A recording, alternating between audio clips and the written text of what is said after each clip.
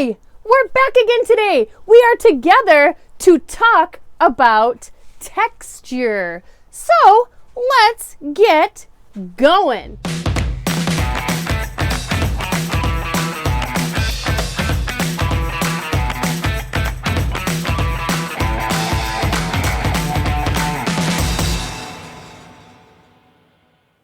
Yes, we need to start with our art motto so we can get in the right frame of mind. So here we go. I will try my best, I will be creative, and I will problem solve. All right, now that our brains are ready, let's talk about this new thing that you may or may not have heard of called texture. What does that word texture mean? Well, you can see I've got my wiggle fingers together because texture is all about touch, feeling, touch, and how things feel or how they look like they would feel. There are two types of texture. One is real or actual texture, and that is how something actually feels. Like, for example, a soft flower, or a hard rock, or maybe even this bumpity Lego plate, or the texture of a blanket. So that is how something actually feels when we touch it. Touch. And some artwork has actual texture. Then there's something called implied texture.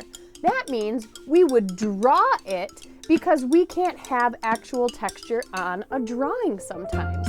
So you would use line and shapes to create a texture or to show somebody what your artwork might feel like. So let's take a look at our project today so that you can learn a little bit more about texture. Yes, let's say it again. Texture. All right, today in art, I can learn about texture, draw a tiger face, and color my tiger with texture. You guys are gonna love this project. To get started, we're gonna do a triangle for the nose near the bottom-ish of your page, and two curved lines up to start making this big cat's face. A little loop will show that the mouth is open, and I did some zigzag lines for the chinny chin. Now, the next thing we're gonna do is start making the topper part of the face. A big curved line up on each side of that triangle. Then, you're gonna take a curved line to the edge of your page. So you wanna draw really, really big. These are the eyes. These are kind of like football shapes. And inside those football shapes, we need to really make this look like eyes. So we're going to add circles and curved lines. Here we go. I do a little reflection dot inside of my pupil. You can do that too if you like. You can also skip that. And now it's really starting to have some character. So the next thing we're going to do is we're going to kind of add more detail to the eye. I'm adding kind of a ridge for the eyebrow on each side.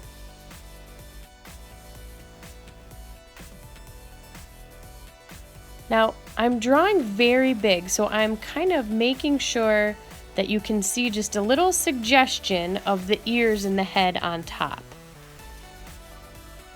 The next thing to do is to start adding the stripes. I'm not going to color mine in just yet, but I'm going to just use these kind of squiggly lines to make those tiger stripes. And I'm going to do that all over the face. You do not have to do yours like mine. Each tiger has its very own stripes, and that's what gives its own unique identity. So, fill your page, start adding details. I'm adding those little tiny freckles where the whiskers go. All your stripes where you want them, go ahead and color them in, and the pupils of the eyes. Then we're going to move on to creating texture. Alrighty, you're gonna need to go around your house and find some things with texture. I have a basket here and a Lego plate and a couple of leaves. Just a few items will do, and you'll see that the magic will really happen when you begin to color. So you're gonna set your paper over the top of your texture item and then just start coloring. Now I'm using all warm colors today because I think it looks kind of cool with the tiger.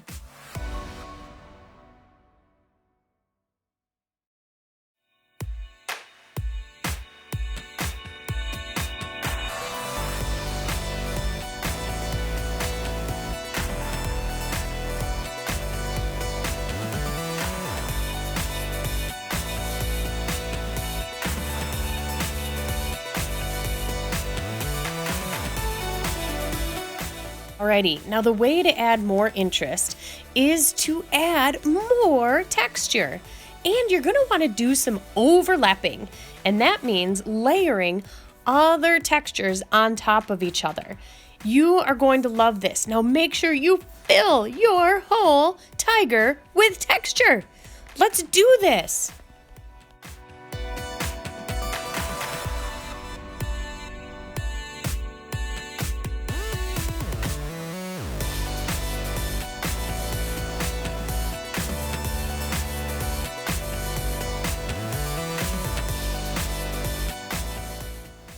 I love taking a look at these up close. Look how cool that texture is. And I can't wait to see what you created.